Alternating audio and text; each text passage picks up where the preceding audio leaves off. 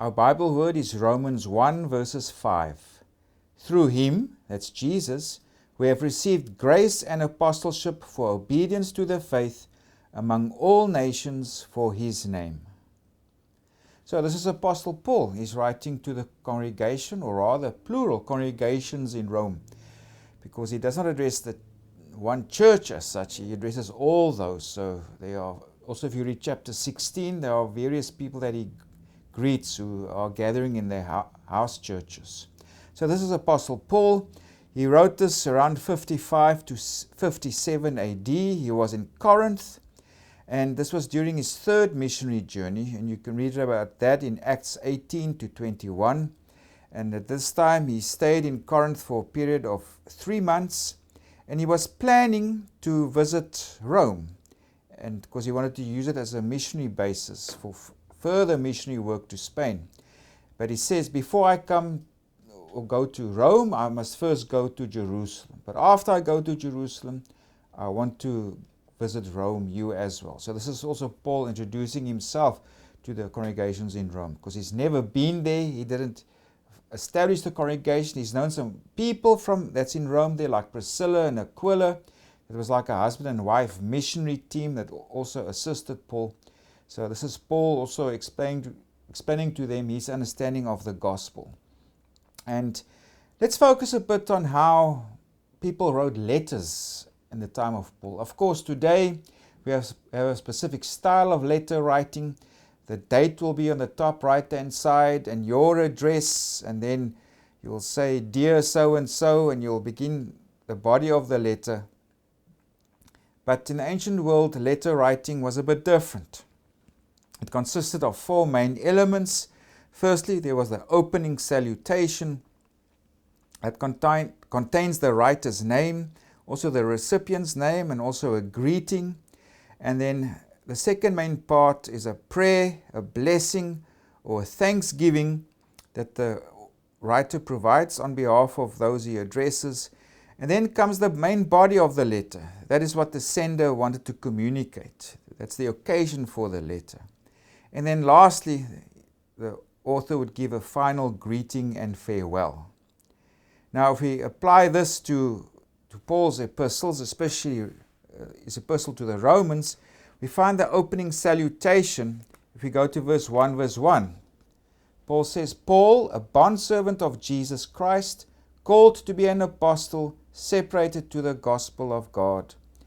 And he actually continues the opening salutation in verse 7, to all who are in Rome, beloved of God, called to be saints. And then from verse 8 onwards, that's where we find the second main portion of the section, that is the prayer, blessing, or thanksgiving. And there Paul writes, first I thank my God through Jesus Christ for all of you, etc., etc.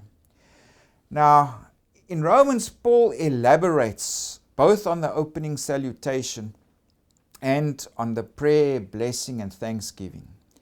And our main focus here is on the opening salutation, and that's basically from verses 1 to 7. Because Paul squeezes in that opening salutation. Between verses 1 and 7, Paul squeezes in a short description or a short summary of the gospel, as well as his own role as an apostle for that gospel. So, yeah, if you read the other epistles, it's normally very short, these various, like the introductory section, etc. But yeah, Paul elaborates. Like in the opening salutation, he gives a summary of the gospel and his own role as apostle in this. And also when it comes to the prayer, blessing, and thanksgiving, that's from verse 8 onwards, Paul also gives an elaboration of his future plans to visit them. And he also gives a very short thesis of the main theme of the letter of justification by faith. That's in verses 16 to 17. So here Paul find elaborating on the normal form of a gospel. So let's focus now on that opening salutation. So Paul identifies himself there. Paul, a bondservant of Jesus Christ, called to be an apostle, separated to the gospel of God. So that's the opening salutation. And Paul refers to them there also in the role he plays in this. It's himself who's addressing the Christians in Rome. Of course, he's giving his CV, so to speak, his understanding of the gospel. Timothy was with him, but this letter is only from him. He's explaining now, this is my understanding of the gospel. Now, of course, Paul had to continuously defend his status as an apostle, because everywhere he went, there were other missionaries who went to undermine him. They said, his gospel is not, you can't trust it so much. Even Paul himself, as an apostle, is dodgy. We don't know where he comes, he's a latecomer, etc. So Paul he emphasizes, I'm an apostle, and here specifically a bondservant. The Greek word doulos means slave. And of course today we might be offended by this word slave, but that was common language in the Old Testament. The people of God, the Israelites, were slaves of God. Moses, the prophets, were slaves of God. And back then, slavery was also quite widespread. It was a common feature of life. Especially in Israelites, they were debt slaves who would work off their debts, things like that. And although it might be offensive to us back then, like I said, it was normal. And it also, to be a slave meant that your owner had control over you. He owned you to a degree, especially in the Greco-Roman world. Not so much for the Jewish people, but especially in the Greco-Roman world, where Paul addresses them here. A slave owner had complete control over the body of his slave. That slave's will, everything. The owner could do anything to his slave. It was actually quite harsh conditions in many circumstances. And also that your will was, as a slave, was completely subject to the will of your owner. You didn't have your own will. And this is what the imagery that Paul builds on. He's a slave for Christ. He's entirely owned by Jesus Christ. He doesn't have his own will. What dominates is Christ's will. Christ owns, dominates, controls every fiber of his being. And that Paul's quite happy with that, because Jesus is his Lord.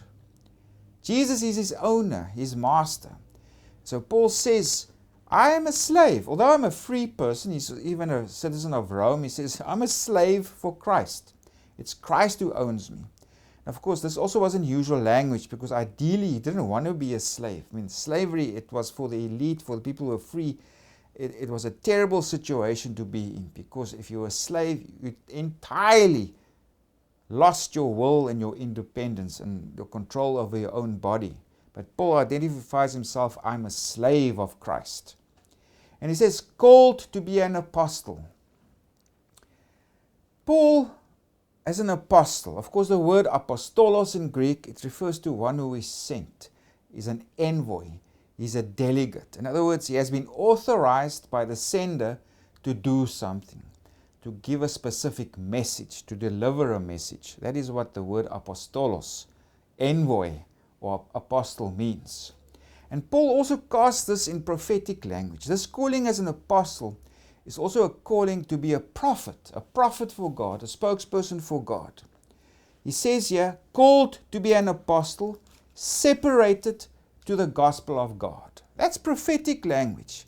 Also, if we go to Galatians 1, verses 15, Paul writes there, but when it pleased God, who separated me from my mother's womb and called me through his grace. Paul is saying here, I'm like one of the old prophets. God has sent me. If we go to the prophetical writings, if we go to Isaiah 49 verse 1, it says there, listen, O coastlands, to me, and take heed, you peoples from afar. The Lord has called me from the womb. In other words, it's a prophetic calling. Already from the time of birth, this prophet was separated. Also, if we go to Jeremiah 1 verse 5, before I formed you in the womb, I knew you. Before you were born, I sanctified you. In other words, I set you apart. Because that's set apart and being sanctified, it means exactly the same thing.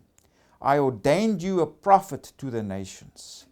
So Paul is saying here, I was called to be a prophet also, being an apostle.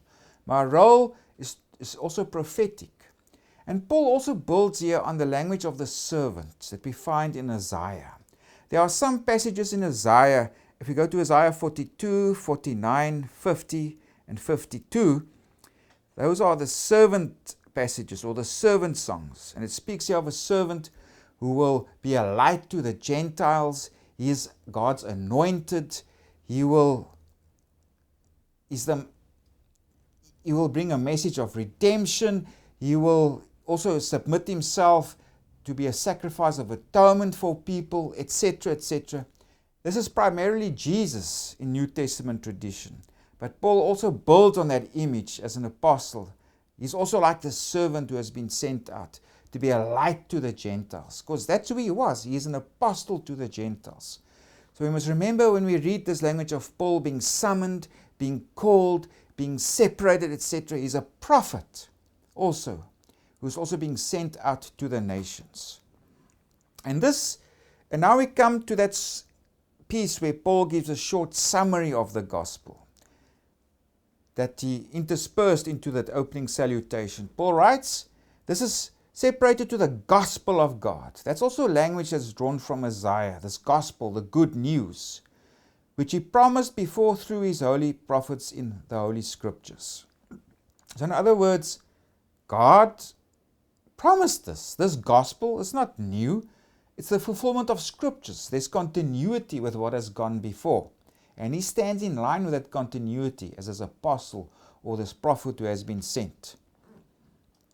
And what's this gospel about? Concerning his Son, Jesus Christ our Lord, who was born of the seed of David according to the flesh. In other words, Jesus, he was the Messiah for the Israelite people, for the Jewish people. But even something more special has developed, and declared to be the Son of God with power, according to the Spirit of holiness by the resurrection from the dead. So life according to the flesh, just being a Jewish person, Jesus was a Son of God and the Jewish Messiah. But by the resurrection of the dead, his life is no longer determined by the flesh, but by the Spirit. And now he's become Lord of all through the resurrection. And this was always God's purposes, Paul says. And now again we come to Paul and his self-understanding as an apostle. Through him, we have received grace and apostleship. In other words, we've been empowered. We've received this grace. We've been empowered to be apostles. In other words, to be these envoys for Jesus. To be those commissioned to go out and send the message. We've been authorized to proclaim this message of salvation. And what's this message of salvation about? For obedience to the faith among all nations for his name. Now, in other words, come to the gospel, believe in the gospel, be obedient. We must understand the two words obedience and faith in the New Testament are practically synonymous terms. They mean basically the same thing. To be faithful and to be obedient. It's to come to the faith. And then Paul also includes those in Rome, among whom you are also the called of Jesus Christ. And this calling, of course, now extends to Gentiles, because Paul self-identified him as an apostle to the Gentiles. That is what God separated him from, or for. That was his prophetic calling, to be an apostle, to be a prophet to the Gentiles, to be this light to the Gentiles, to bring the message of salvation. So here we have Paul in his opening salutation. He gives the summary of the gospel. Jesus died and he rose from the dead again, and also his own role in this, that he has been an apostle. He's a slave of Christ. He's an apostle who has been designated, a delegate, to deliver this message to the Gentiles. So, take note of these features in Paul's letters. That here, in the opening salutation, how Paul has adapted it to expand on the gospel and also his own role as an apostle to the Gentiles.